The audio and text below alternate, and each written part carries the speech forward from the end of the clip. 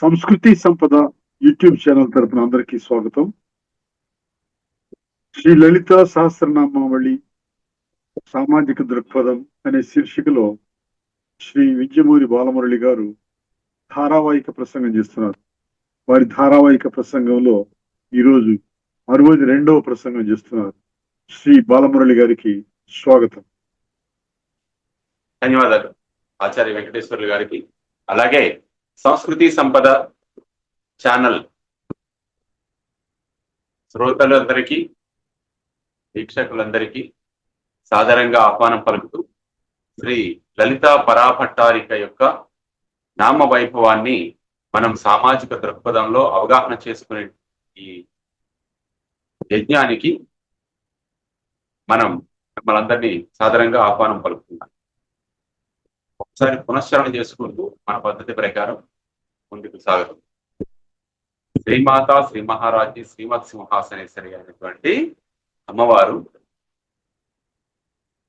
చంద్ర విద్య అనేటటువంటి ఒక ప్రత్యేకమైనటువంటి యోగ సాధన విద్యలో భాగంగా మనం ఇప్పుడు చెప్పుకుంటున్న నామాల్లో ఈరోజు ఒక ప్రత్యేకమైనటువంటి అనుసంధానం చేసుకోవలసినటువంటి 6 నామాల గురించి మనం తెలుసుకుందాం. ఎందుకంటే సర్వతత్వమయి, సర్వమంత్రమయి, సర్వశాస్త్రమయి అయినటువంటి లలితాంబిక సృష్టికర్త్రి బ్రహ్మరూప నామాలకి మధ్యన ఉన్నటువంటి అనుసంధానం మనం ఇంతవరకు తెలుసుకున్నాం. అమ్మవారే ఈ సృష్టికి కర్త. కర్త్రి అంటే కర్త అని తెలుసుకోవచ్చు. దానికి ఇంకొక విధంగా మనం ఏం చెప్పుకున్నాం అంటే ఆకాశానికి దహరాకాశానికి మధ్యలో ఉన్నటువంటి భేదాన్ని తెలియజేసేది అమ్మవారు. అంటే చోటు, ఏమీ లేనటువంటి ఆకాశం అనేది చోటు అయితే, ఈ శరీరంలో ఉన్నటువంటి దహరాకాశం ఏముందో ఆ దహరాకాశాన్ని కప్పి ఉంచేటువంటి మాటు మన శరీరం. అది చోటు. ఆ చోటు నుంచి ఈ చోటుని, అంటే మనలోని ఉన్నటువంటి చోటుని వేరు చేసేటువంటి ఒక మాటు, అంటే ఒక కప్పు, ఒక కర్పరం, మనం సింపుల్ గా ఒక ఆవరణం శరీరం. ఆకాశం అది ఆకాశమే, ఇది ఆకాశమే. ఇది మనలో ఉన్నటువంటి ఆకాశము, అది మన పైన ఉన్నటువంటి ఆకాశం. అంటే ఈ శరీరానికి బహిరంగంగా ఉన్నటువంటి బహిర్భూతమైనటువంటి ఆకాశం. ఆ రెండింటిని వేరు చేసేది, కత్తిరించేది సృష్టికర్త్రి బ్రహ్మరూప అంటే చెప్పుకున్నాం. ఎందుకంటే సృష్టిని చేసేవాడే బ్రహ్మ గనక. అంతేకాకుండా బ్రహ్మరూప అన్న దానిలో మరొకటి చెప్పుకున్నాం మనం. ఆమె బ్రహ్మ పదార్థమై పంచబ్రహ్మలని సృష్టించి, ఎవరు? పరమేశ్వర, బ్రహ్మ, విష్ణు, రుద్ర, ఈ పరమేశ్వర, ఈశ్వర, సదాశివ. కాబట్టి ఈ పరమేశ్వరి ఈ పంచబ్రహ్మలని ఆధారంగా చేసుకొని తానే పరబ్రహ్మ పదార్థముగా ఉంటూ తనీయాంశం పాంసం అనేటువంటి పదాన్ని మనం చెప్పుకున్నాం. సౌందర్య లహరిలో అమ్మవారి తాలూకా శ్లోకం శంకర భగవత్పాదుల వారిది. ఆమె యొక్క పాదధూళి యొక్క కణం ఆధారంగా చేసుకొని బ్రహ్మ సృష్టి చేశారని. అంటే ఆమె పాద రజ కణం మాత్రము ఇంత సృష్టికి ఆధారభూతం అయిందంటే ఆమె తలుచుకుంటే ఇంకెంత సృష్టి జరుగుతుంది. అంచేత అటువంటి సృష్టికర్త్రి బ్రహ్మరూప, ఆమె బ్రహ్మని సృష్టించింది, ఆమె బ్రహ్మ రూపిణి అని మనం చెప్పుకుంటూ ఇప్పుడు మరొక 3 నామాలు చెప్పుకుంటాం. ఏమిటవి? గోప్త్రి గోవింద రూపిణి, సంహారిణి రుద్రరూప. ఈ 6 నామాలు ఒక సంపుటిగా మనం గ్రహించినట్లయితే 6 నామాలకి కూడా ఒక ప్రత్యేకత ఉంది. అంటే ఇవి మనలో ఉన్నటువంటి త్రిగుణాలని సూచిస్తాయి. త్రిగుణాత్మకమైనటువంటి, అంటే సత్వ రజస్ తమో గుణాలకి సంబంధించినటువంటి, అమ్మవారు నిర్వహించేటువంటి పంచకృత్యాలకి సంబంధించినటువంటి, అంటే సృష్టి, స్థితి, లయ, తిరోధాన, అనుగ్రహ, ఈ పంచకృత్యాలని అమ్మవారు బ్రహ్మ, విష్ణు, మహేశ్వరుల రూపాలలో ఎలా నిర్వహిస్తుంది అనేది మనకి దీని ద్వారా తెలుస్తుంది. ఈ 6 నామాల యొక్క అనుసంధానం మనం చక్కగా గాని అవగాహన చేసుకున్నట్లయితే ఆ త్రిమూర్తుల యొక్క సంపుటీకరింపబడినటువంటి రూపం అమ్మవారు. అందువల్ల ఆమె త్రిమూర్త్యాత్మిక, ఈ త్రిమూర్తుల యొక్క కలయిక యొక్క మూల రూపం. ఈ త్రిమూర్తులని ఆమెయే సృష్టించింది అని కదా మనకి దేవీ భాగవతంలో మనం తెలుసుకుంటాం. అమ్మవారు వ్యక్తం చేసినటువంటి విభూతులు ఈ 3 అని మనం చెప్పుకుంటాం. ఆ విధంగా లలితా సహస్రంలో కూడా ఇక్కడ మనకి చెప్పేది సృష్టికర్త్రి బ్రహ్మరూప సర్వేభ్యో బృహత్వాత్ బ్రహ్మ అనేది కదా దానికి బ్రహ్మకి నిర్వచనం. అన్నిటికన్నా విశ్వంలో పెద్దదైనటువంటి పదార్థం ఏది ఉన్నదో అది బ్రహ్మ పదార్థము. మ్యాటర్ దృష్టిలో మనం చూసినట్లయితే, పదార్థ దృష్టితో చూసినట్లయితే, శక్తి దృష్టిలో కానీ చూసినట్లయితే, శక్తిగా కానీ మనం భావించినట్లయితే, శక్తిని పర్సానిఫికేషన్ చేసామనుకోండి, అది సాక్షాత్ శ్రీమాత అవుతుందన్నమాట. ఆ రూపాన్ని ఋషులు దర్శించి మనకి ఈ సృష్టి యొక్క తత్వాన్ని మనకి అవగాహనలోకి తీసుకొచ్చారన్నమాట. అది ఇక్కడ మనం చెప్పుకునేది. గోప్త్రి అంటే గోపన లక్షణము కలిగినటువంటి, సంరక్షణ చేసే లక్షణం కలిగినటువంటి తల్లి అని మనం చెప్పుకోవాలి. ఇది ఈ నామం 2 అక్షరాల నామం. ఇందులో ఒక తల్లి యొక్క గుణాలు ఎలా ఉంటాయి, ఇంతకు ముందు ఏం చెప్పుకున్నాం మనం, ఇవన్నీ వరుసగా మనం తెలుసుకోవాలి. ఏమని? సృష్టికర్త్రి బ్రహ్మరూప, బ్రహ్మరూపయై సృష్టిని తాను సృజించింది లేదా సృజింపచేసింది. 2 ఆమె చేసింది.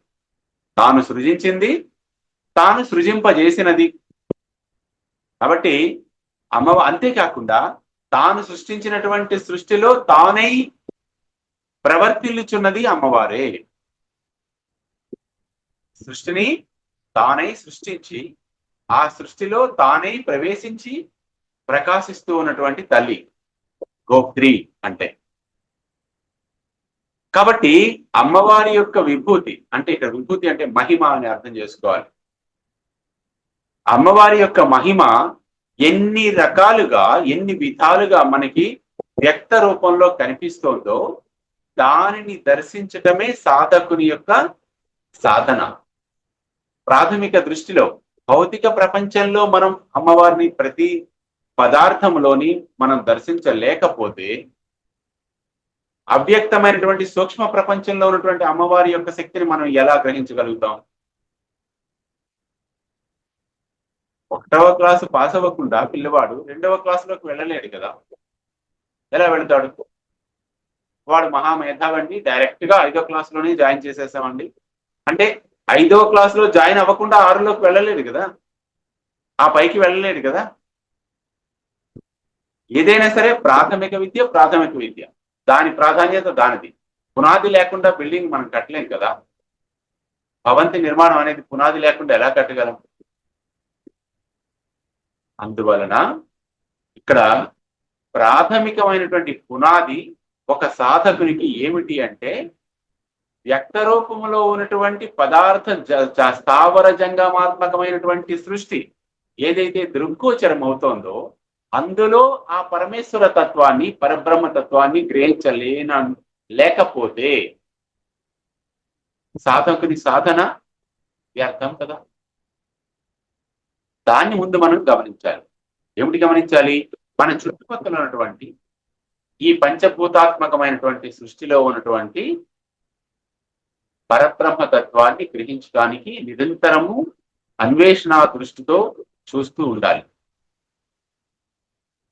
లేదా ఆ చేతనత్వం, ఆ స్పృహ మనలో ఉంచుకుని అక్కడ నుంచి వ్యక్తమవుతున్నటువంటి ఆ వెలుగుని, ఆ జ్ఞానాన్ని, ఆ తెలివిని మనం ఇదే కదా పరబ్రహ్మ తత్వము, అమ్మవారి యొక్క మహిమ అని కనీసం గుర్తించగలిగేటువంటి జ్ఞానాన్నైనా, ఆ సామర్థ్యాన్నైనా మనం పొందుండాలి. అది ప్రజ్ఞ. విజ్ఞాన గణరూపిణి, అంటే రూపుదాల్చినటువంటి జ్ఞాన స్వరూపిణైనటువంటి అమ్మవారి యొక్క అనుగ్రహం లేకుండా ఇటువంటి విశ్లేషణాత్మకమైనటువంటి దృష్టి, సూక్ష్మ దృష్టి మనకి రాదు. చాలా మంది అంటుంటారు చూడండి, వాడికి సూక్ష్మ దృష్టి చాలా ఎక్కువ, సూక్ష్మ గ్రాహ్యత అనేది. అంత చక్కగా ఎలా గ్రహిస్తున్నాడు అంటే ఆయనలో ఆ శక్తి విజృంభణ అనేది, ఆ పరాశక్తి యొక్క అనుగ్రహం ఎక్కువగా ఉన్నదన్నమాట. అంటే ఎన్ని జన్మల నుంచో ఆయన సాధన చేస్తూ ఉన్నాడు, ఈ జన్మలో అది ఆ రూపంలో వ్యక్తం అవుతోంది. ఇంకా ఎంతో సాధన ముందుకు వెళ్ళవలసి ఉంది. మనం ఆ స్థాయి కన్నా కొంచెం వెనకనున్నాం. మనకన్నా ఆయన తెలివైన వాడని మనం అంటున్నాం కదా. అంటే ఏమర్థం? మనం ఇంకా సంపాదించవలసిన తెలివితేటలు ఉన్నాయని కదా అర్థం. కాబట్టి తెలివైన వాడిని చూసి ఈర్ష్యపడడం కాకుండా, తెలివైన వాడిని చూసి ఆ రకంగా మనని ఎలా మార్చుకుంటాం అనేది ఆలోచించినట్లయితే, సర్వం కల్విదం బ్రహ్మ అనేటువంటి పదం స్పష్టంగా అప్రత్యక్షరం తూచ తప్పకుండా మనకు అర్థమవుతుంది, అవగాహనలోకి వస్తుంది అన్నమాట. అలా ఆ స్థాయికి అవగాహన జ్ఞానాన్ని మనం పెంచుకున్నప్పుడు ఇంకా మనకి ఈర్ష్య ద్వేషాలు అనేవి, స్వపర భేదాలు అనేవి మన మనసుకి అంటకుండా ఉంటాయి. అప్పుడు మనస్సు నిర్మలమవుతుంది. మనస్సు నిర్మలమైనప్పుడు ఆలోచన శుద్ధమవుతుంది. ఆలోచన శుద్ధమైనప్పుడు జీవాత్మ పరమాత్మకి దగ్గర అవుతుంది అన్నమాట. ఇంతేనండి, చిన్నదైనటువంటి అంశం. మనం సామాజిక దృక్పథంతోనే దీన్ని అర్థం చేసుకుంటున్నాం. మన మెయిన్ ముఖ్యమైనటువంటి లక్ష్యం అదే కదా. మనం జీవిస్తున్న జీవనానికి ఇది ఏ రకంగా మనకి అనువర్తించబడుతుంది అనే దాన్ని మనం అవగాహన చేసుకుంటే, తర్వాత తత్వాల గురించి మనం ఇంకా లోపలి గంభీరమైనటువంటి శాస్త్ర సంబంధమైనటువంటి, మంత్ర శాస్త్ర సంబంధమైనటువంటి అంశాల గురించి మనం తర్వాత చర్చ చేయొచ్చు. జ్ఞానం సంపాదిస్తూ ఉంటే సత్యం జ్ఞానం అనంతం బ్రహ్మ, అత్యంత బ్రహ్మ పదార్థమైనటువంటి ఆ సత్యమే జ్ఞాన స్వరూపముగా మనకి దర్శనం చేయాలంటే అది అనంతము. ఇంత సంపాదించాను జ్ఞానం ఇంకా అయిపోయింది అనుకోవడానికి ఏమీ లేదు. ఐన్స్టీన్ లాంటి వాడిని ప్రశ్నిస్తే, అయ్యా మీరు అత్యుత్తమమైనటువంటి జ్ఞానాన్ని మీరు సంపాదించారు కదా అంటే, nothing, it's just like a drop in a ocean. సముద్రంలో ఒక నీటి బిందువు నా యొక్క జ్ఞానం, ఇంకా నేను సంపాదించవలసిన జ్ఞానం బోళ్ళతుంది, నేనేమీ కాదంటాడు. అంటే ఏమైంది? ఆయన సాధనలో ఒక స్థాయికి చేరిపోయాడు అనమాట, తురీయ స్థాయికి చేరిపోయాడు. జాగృత్ స్వప్న సుషుప్తి తురీయ అవస్థలు ఉన్నాయి కదా, ఈ అవస్థల్లో ఆయన 4వ మెట్టు మీదకి వెళ్ళిపోయాడు అనమాట. ఆయన ఏమైనా తపస్సు చేశాడండి? యోగా చేశాడండి? అమ్మవారిని కూర్చొని అర్చించాడండి? అసలు ఈ మతానికి ఆయనకి ఏమైనా సంబంధం ఉందా అండి? ఇప్పుడు ఆలోచిద్దాం. తార్కికంగా ఆలోచిస్తే, మతం అని ఏదైతే మనం ఈ లోకంలో అనుకుంటున్నామో అది మతం కాదు, కేవలం ఒక మార్గము మాత్రమే. ఏ మార్గములోనైనా భగవంతుడిని చేరడానికి అనేకమైన మార్గాలు ఉన్నాయి. ఆ స్థాయిలో మన మానసిక స్థాయి ఏ స్థాయికి చేరుకున్నది, ఆ మార్గంలో మనం సాధన చేస్తున్నప్పుడు మన మానసికమైనటువంటి స్థాయి ఎక్కడ ఉన్నది అనేదే ముఖ్యంగా గమనించవలసినటువంటి అంశం. యోగులు దాన్ని యోగ దృష్టి అంటారు. పరమ గురువులైన వారు దాన్ని గమనిస్తారు. దాన్ని బట్టి మన స్థాయిని వాళ్ళు అంచనా వేస్తారు అన్నమాట. వీడు ఏ స్థాయిలో ఉన్నాడు, తన దగ్గరికి చేరినటువంటి శిష్యుల యొక్క స్థాయిని ఆ రకంగా గురువులు అంచనా వేస్తారు. ఈయన మానసిక స్థాయి ఏమిటి, భౌతిక స్థాయి ఏమిటి, అవగాహన స్థాయి ఏమిటి. గురువుని అందుకే ఏంటంటే, గురువే ప్రత్యక్షంగా మనకి ఏంటంటే, గురు బ్రహ్మ, గురుర్ విష్ణు, గురుర్ దేవో మహేశ్వర, గురు సాక్షాత్ పరబ్రహ్మ. గురువే సాక్షాత్తు పరబ్రహ్మ రూపంగా మనం భావిస్తున్నాం కదా. ఎంత ఉదారమైనటువంటి ఆలోచన అండి మన వాళ్ళది. గొప్ప విషయం కదా.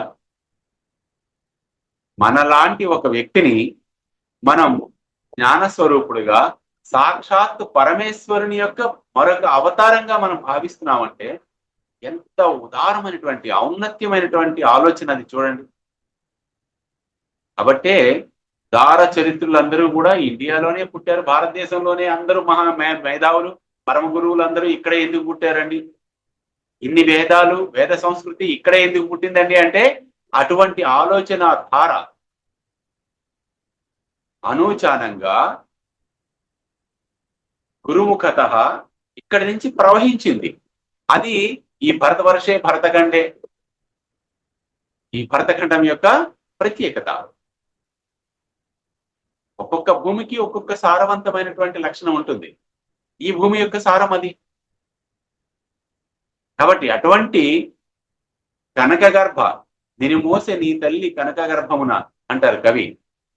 ఏ పుణ్యం ఏ ఏ పూర్వ పుణ్యమో ఏ యోగ బలమో జనించినాడవి స్వర్గఖండమున. ఎంత గొప్ప ఆలోచన అండి కవి గారు. ఏదో పూర్వ పుణ్యం ఉన్నది, అందుకే మనం భారతదేశంలో పుట్టాం. అందులోని మన పూర్వ పుణ్యం ఫలము ఇంకా ఎక్కువై హైందవ జాతిలో పుట్టాం, హైందవ ధర్మంలో పుట్టాం. అందులోని మన పుణ్యం ఎక్కువై మనం తెలుగు వారిగా పుట్టాం. సంస్కృతి, ఉత్తమమైనటువంటి సంస్కృతి కలిగినటువంటి తెలుగు భాష నాది అని చెప్పుకోగలిగినటువంటి గర్వించదగినటువంటి స్థానంలో మనం ఉన్నాం. దౌర్భాగ్యం ఏమిటంటే తెలుగు రాష్ట్రాలలో తెలుగు లేనటువంటి పరిస్థితి ఏర్పడింది మనకి. మేధావులందరూ కూడా చింతించవలసినటువంటి విషయం. మనం ఏమిటి కోల్పోతున్నాం? మన ఉనికిని కోల్పోతున్నాం, మన వారసత్వాన్ని కోల్పోతున్నాం, మనం మన యొక్క గుర్తింపునే కోల్పోతున్నాం, మన మూలాల్ని కోల్పోతున్నాం. ఎంత వారసత్వ సంపదని మనం కోల్పోతాం తెలుగును వదిలేస్తే.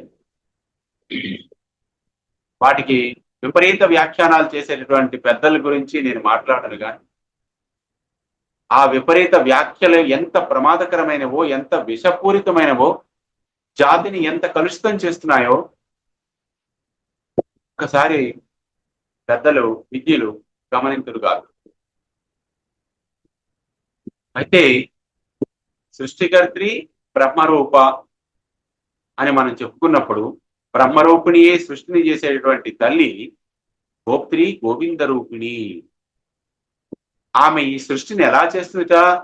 పొంగుచాటు బిడ్డ, ఆకుచాటు పిందె ఎంత చక్కగా పెరుగుతుందో, ఎటువంటి ఇబ్బందులు లేకుండా, పడిపోకుండా, ఈ మంచుకి, వడగళ్ళకి, వర్షాలకి రాలిపోకుండా, తన చెట్టు నుంచి వేరు కాకుండా ఆకు ఎలా కాపాడుతుందో, కనుపాప కళ్ళని ఎలా కాపాడుతుందో, అలా తన సృష్టిలో ఉన్నటువంటి మన అందరినీ కూడా తన పిల్లలుగా అమ్మ అలా కాపాడుతూ ఉంటుంది అన్నమాట.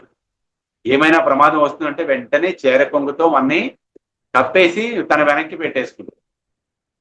అదండి అమర ప్రేమ, తల్లి ప్రేమ. అందుకే ఏంటంటే మాతృదేవోభవ, గురువుని దేవుడుగా ఇందాక చెప్పుకున్నాం, ఇప్పుడు మాతృదేవత అన్నాం. ఆవిడే దివ్య స్వరూపిణి, ప్రత్యక్షమైనటువంటి దైవాలు.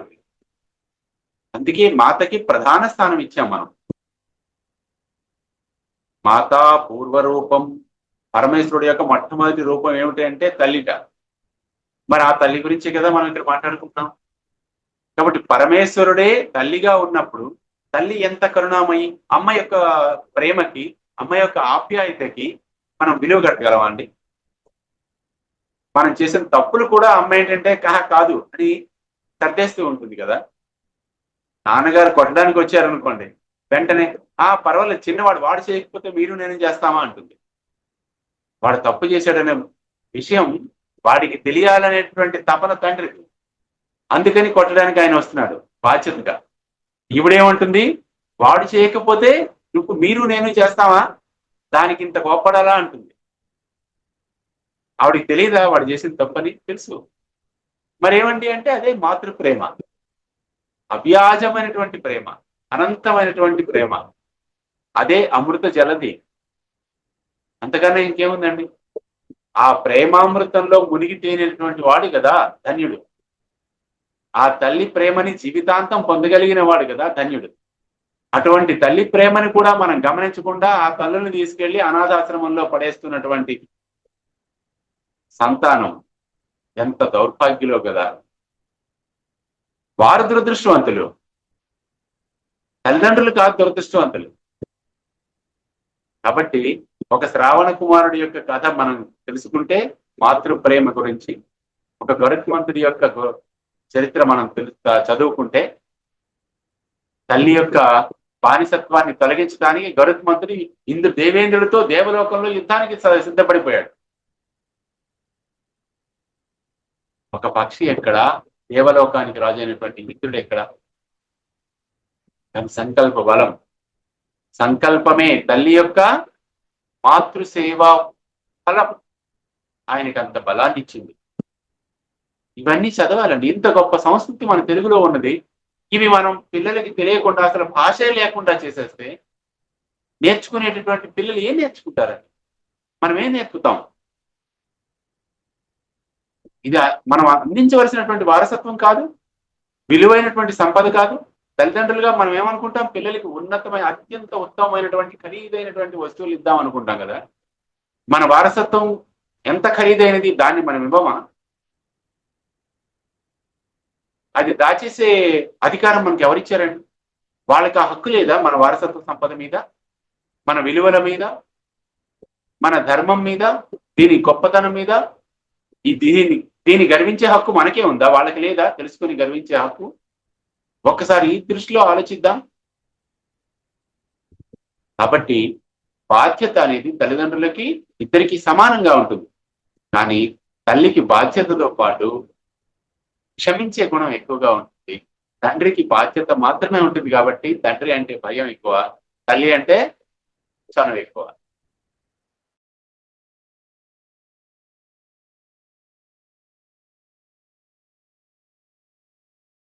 తప్పుగా కొట్టి తర్వాత మాట్లాడతాడు ఆయన. చేసింది తప్పు అని, తప్పు ఆ నాన్న ఇలా చేశాను అంటే ముందు ఒకటి కొట్టేసి తర్వాత చెప్తాడు ఆయన.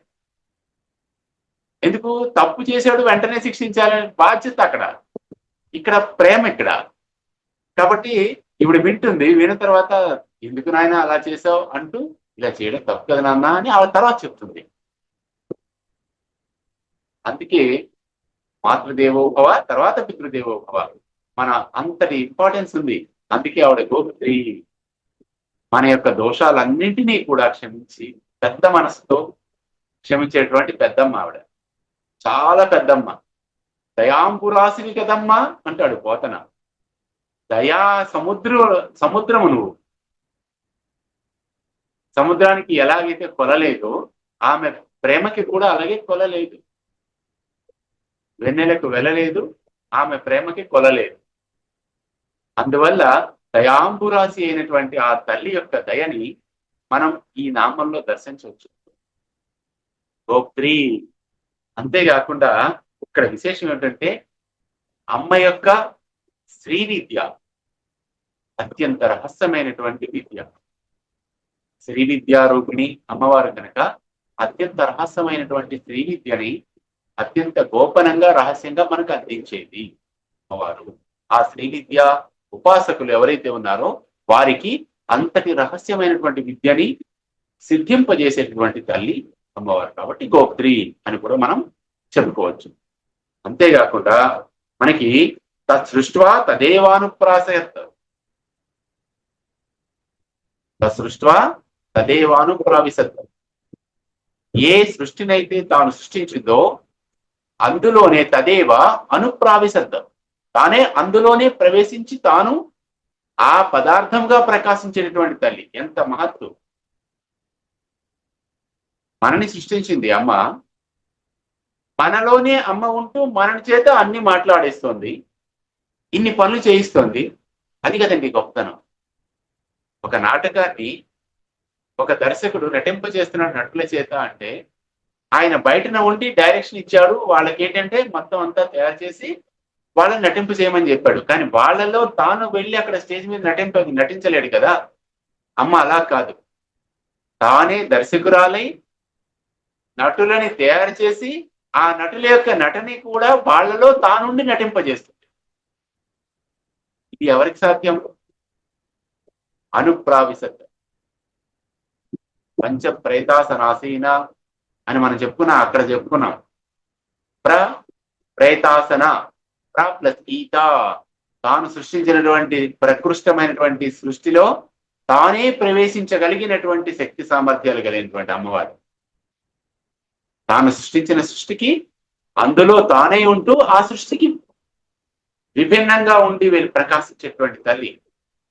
ఇక్కడ భిన్నమైనటువంటి లక్షణాలు ఉన్నాయి ఇక్కడ. కాబట్టి అమ్మవారు అంటే ఆ పరబ్రహ్మ తత్వాన్ని అర్థం చేసుకోవడానికి తానై అందులో ఉండి దానికి వేరుగా తానై ఉండి ఆనందింపజేసేది. అంటే లోపల బయటన వెలుపల కూడా తానై ఉండి ఈ సృష్టి కార్యాన్ని నడిపిస్తున్నటువంటి తల్లి ఈ సృష్టిని తానై రక్షిస్తూ ఉంటుంది, తానై మరుగుపరుస్తూ ఉంటుంది, మనకి మాయ కల్పిస్తూ ఉంటుంది. ఈ లోకమే గొప్పది, నేనే గొప్పవాణ్ణి, నా పదవే గొప్పది, నా మేధస్సే గొప్పది, నేను ఇంత గొప్పవాణ్ణి అనే అహంకారం మనకు కల్పిస్తూ ఉంటుంది. వాటిని తప్పించుకునేటువంటి విచక్షణ జ్ఞానాన్ని కూడా మనకి కల్పిస్తూ ఉంటుంది. మనకి స్వతంత్రమైనటువంటి అధికారం ఇచ్చి నువ్వే నిర్ణయించుకోరా నాన్న అని మనకే వదిలేస్తూ ఉంటుంది ఒకసారి. అలా వదిలేసినప్పుడల్లా మనం విజృంభిస్తూ ఉంటాం, వెధ పనులు చేస్తూ ఉంటాం, తప్పుడు పనులు చేస్తూ ఉంటాం. మళ్ళీ ఆ ఫలితం మనకు వచ్చినప్పుడు అప్పుడు మళ్ళీ అమ్మకి అనిపిస్తుంది, అమ్మ ఇలా అయిపోయింది, నాకే ఈ కష్టాలన్నీ ఎందుకు అంట. మనం చేసిన పనులే కదా, ప్రారంభ కర్మం అంటారు. ముందు చేసినటువంటి పనుల యొక్క ఫలితం మనకి ఇప్పుడు ఉంటుంది భవిష్యత్తులో. కాబట్టి వాటిని మర్చిపోతాం, మనం చేసిందని మనం భావించాం. అమ్మ నాకు ఎందుకు ఇలా వచ్చాయి కష్టాలు అనుకుంటాం. ఒక్కొక్కసారి మనకి జ్ఞాపకం లేనటువంటివి ఎప్పటివో పూర్వజన్మ కర్మలు కూడా మనం ఇప్పుడు ఈ జన్మలో అనుభవించాం. కర్మను అనుభవించడానికి పుట్టాం మనం. మనమేమి దేశాన్ని ఈ ప్రపంచాన్ని ఉద్ధరించడానికి దిగి రాలేదు. ఎవరో రమణ మహర్షి లాంటి వాళ్ళు, వివేకానందుడు లాంటి వాళ్ళు వచ్చారు అంటే వాళ్ళు దిగి వచ్చారు మనల్ని ఉద్ధరించడం కోసం. మాస్టర్ గారు ఇలాగే చెప్తారు. మాస్టర్ గారు ఏమంటారంటే, కొంతమంది ప్రారంభ కర్మలు అనుభవించడానికి వస్తారా, కొంతమంది అటువంటి ప్రారంభ కర్మ అనుభవిస్తున్నటువంటి జీవుల్ని ఉద్ధరించడానికి వస్తారు. మాస్టర్ ఏకే గారు చెప్పిన మాటలు ఇవి. నేను ఎక్కి రాలే, దిగొచ్చా అని చెప్తారు. విశేషం ఏమిటంటే, దిగి రావడం వేరు, ఎక్కి రావడం వేరు. ఎక్కి వచ్చాను అంటే అర్థం ఏమిటి, నేను కింద స్థాయిలో ఉన్నాను ముందు అని చెప్పడం. దిగి వచ్చాను అంటే అర్థం ఏమిటి, నేను పై స్థాయిలోనే ఉన్నాను, మిమ్మల్ని ఉద్ధరించడం కోసం మీకోసం దిగి వచ్చాను, నా స్థాయిని నేను తగ్గించుకున్నాను రా అని చెప్పడం. అందులో ఒక కరుణ ఉంది, ఒక దయ ఉంది, ఒక జాలి ఉంది, గురువుగా బాధ్యత ఉన్నది. కాబట్టి కృష్ణ వందే జగత్తు అని మనం ప్రార్థిస్తూ ఉంటాం గురువు గారు. ఎందుకు ప్రార్థించమండి? కాబట్టి గోప్త్రి గోవింద రూపిణి, గోప్త్రి అండంలో గో అనేటువంటి అర్థంలో శ్రీ విద్య అనేటువంటి రహస్య విద్యని తాను దాచి ఉంచేది అనే అర్థం కూడా మనం చెప్పుకోవచ్చు. అంతేకాకుండా ప్రపంచాన్ని రక్షించేది అమ్మవారు. ఈ ప్రపంచాన్ని అంతటినీ కూడా తన యొక్క ఒడిలో పెట్టుకొని చక్కగా రక్షిస్తూ పరిరక్షించేటువంటి అమ్మవారు గోప్త్రి. అంత చక్కగా మనం అమ్మవారిని అర్థం చేసుకుందాం. తదుపరి మళ్ళీ కొనసాగిద్దాం. స్వస్తి. శ్రీ మాత్రే నమః. శ్రీ గురు.